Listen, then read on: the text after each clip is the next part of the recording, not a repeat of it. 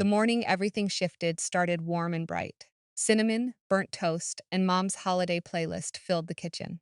Hi, my name is Elias. I was 18 one week from moving into my dorm. Christmas lights blinked softly along the window. Dad sat me down like this was any normal December morning. He cleared his throat, steady and calm. We've decided to give your college fund to Celine, he said. Her Christmas wedding and the down payment can't wait. You'll figure something else out, you always do. $38,000 disappeared in one line.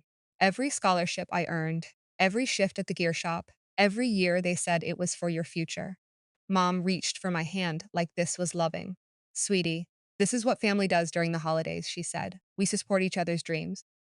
I stared at the red tablecloth and felt something freeze. Quiet, permanent. I didn't argue. I didn't cry. I walked upstairs and opened the duffel I hid weeks earlier. It took 10 minutes to pack my life. By 4 that afternoon, I stepped into the cold December air. Christmas lights glowed behind me as the door closed. I walked out quietly, but something in me stayed frozen that morning. You're watching Echoes of Life. Thanks for being here. Before we start, tell me where you're watching from, city, state, or country, and one detail about your setup, couch, bus, late shift, anything. And one detail about your setup, couch, bus, late shift, anything. The dorm felt smaller than I imagined. Fresh paint, thin walls, one narrow window. My new roommate looked up from her tablet. You must be Elias, she said. I'm Mira. She shook my hand like we were signing paperwork. West Valley, senior design major, zero filter. Within minutes, she knew why I left home. I didn't plan on telling her. The words just spilled out. The first months hit harder than winter. Classes started at 8, no excuses accepted. My freelance inbox stayed painfully empty. Every dollar I saved went straight to tuition. I lived on 99-cent ramen for weeks. Some days I skipped dinner completely. One client paid half for a logo and vanished. Another canceled a full rebrand 2 days before deadline. I pulled all-nighters in the library basement. Fluorescent lights buzzed like they were tired too. Mira found me asleep on my keyboard once. She didn't comment, she just set a coffee beside me. 400 a month felt like winning something.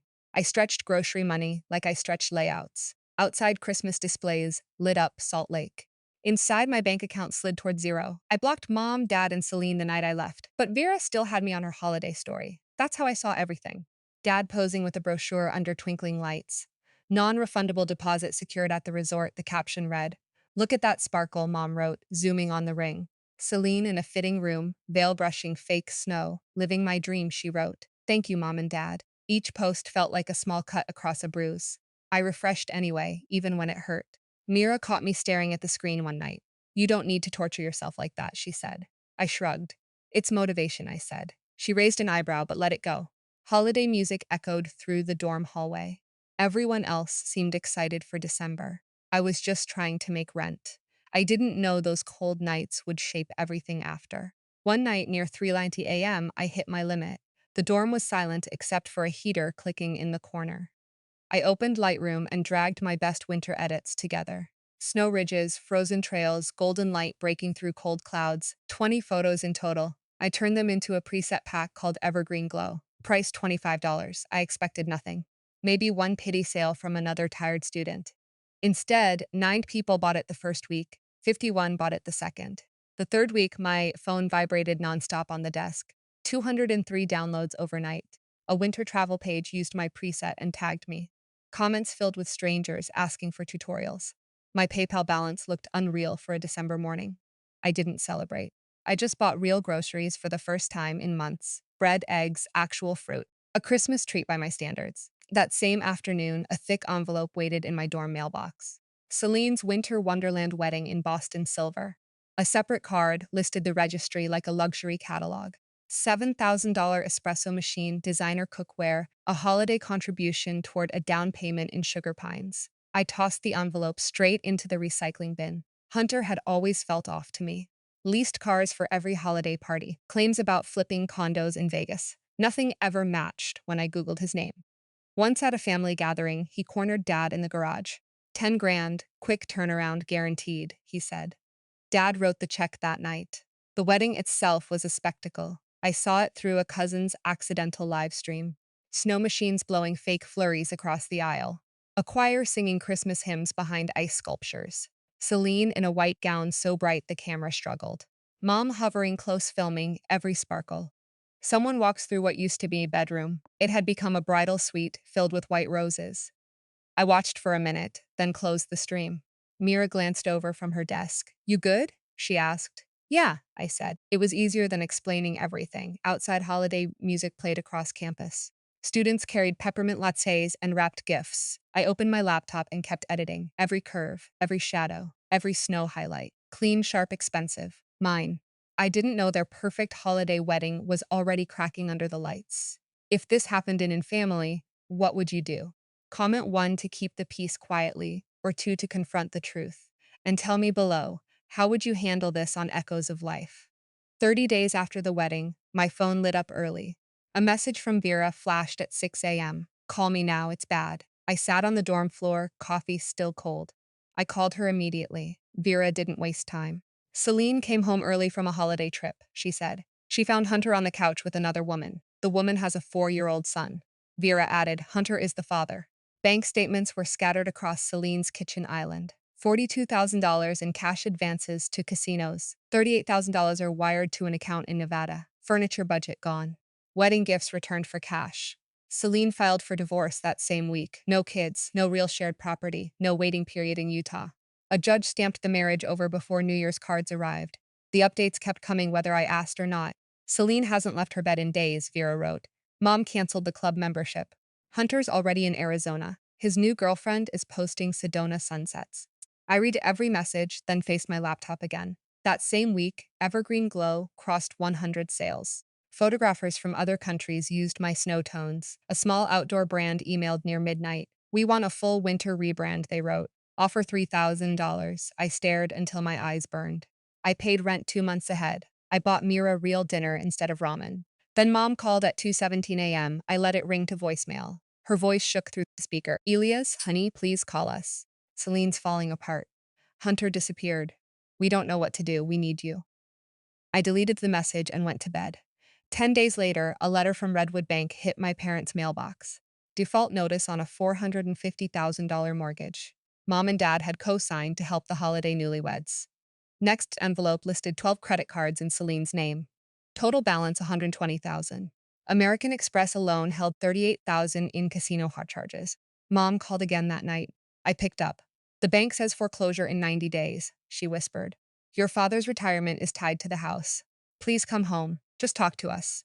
Celine hasn't eaten. I sat on my apartment floor surrounded by proof sheets. That money you're trying to save, I said. That was my college fund. Silence pressed through the line. This is different, she said finally. This is the whole family. I ended the call, 8,000 after fees. Then I opened a housing website instead of calling back. By Friday, I signed a lease in Sugar House. I moved in with a mattress and my camera gear. I opened a new account and labeled it Never Again. Their crisis didn't have to become my holiday obligation. The first time I drove back home, winter felt heavier. I parked on the street watching my breath fog. Dad opened the door before I could knock. He looked smaller inside his old sweater.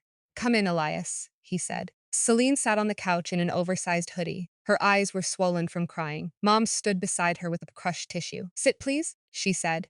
Dad cleared his throat like this was a meeting. We need to talk about the mortgage, he said. We're 4 payments behind. The bank is talking foreclosure. I stayed standing near the hallway, coat still on. I'm only here for my passport, I said. It's in the safe. Mom's eyes filled, but she didn't move closer. You knew Hunter was trouble, she said. Why didn't you warn us? I looked at Celine instead of Mom. She stared at a worn spot on the carpet. I was 18 when you chose him, I said. You didn't listen to me about anything else. Why would this be different? Dad rubbed his temples with both hands. We just need help for a few months, he said. You're freelancing, right? A few hundred here and there? I laughed, but a sound never came out. Celine finally whispered, I'm sorry, Elias, I didn't know he'd do this. I walked to Dad's office and opened the safe. My passport lay under insurance folders and wedding documents. I slipped it into my pocket and came back. I stopped in the doorway and faced them. That $450,000 loan, I said. That $120,000 in credit cards. That was my college fund you spent. The silence landed heavier than the snow outside. Dad tried again. Family helps family, he said. I shook my head.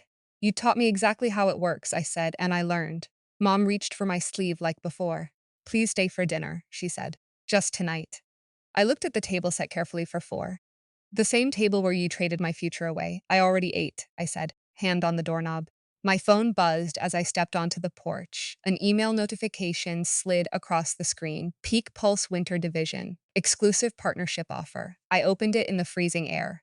6 figures up front and full creative control. I hit accept before the cold reached my fingers. Back at my apartment, I sat on the floor. Numbers glowed from my laptop screen. For the first time, they felt like leverage, not panic. I moved extra dollars into my Never Again account. Then I opened a new project file and kept working. For once, I chose exactly where my rescue went. The last time I drove past my old neighborhood, snow covered everything. Early December, gray sky, cold wind across the windshield. I slowed when the house appeared. A bright orange foreclosure sign stood in the frozen lawn. No lights, no wreath, just emptiness. A moving truck waited in the driveway. Dad carried a cardboard box down the steps. His coat hung loose on his shoulders. Mom followed with one suitcase and a plastic bin. Vera had texted earlier. Celine's at a small nail salon now, she wrote. Holiday specials, 20 a set. Her old friend stopped replying. Her Christmas wedding photos were gone. I didn't respond. Some things don't need answers. That same month, Everlight Creative opened our Denver office. 3 floors, warm lights, mountains through the windows. Braden and I signed the lease on a snowy afternoon. I changed my number after the move, no forwarding address. Mira hosted a small rooftop send-off, hot cider, quiet music, snow drifting sideways. Someone asked, ever think about going back someday? I looked at the lights below us. Never, I said. Some doors stay closed for good reasons. Some bridges burn cleaner than expected. Here's what the whole story taught me. Never be anyone's backup plan. Never let them trade your future for their moment. Because when they need you again, they'll pretend they never pushed you out. I built my life where they expected me to break. Every project, every contract, every winter shoot confirms it. I wasn't too small. They just didn't look closely. They taught me my worth by underpaying me. I raised my price. If this resonated, please like the video, share it with someone exhausted, and subscribe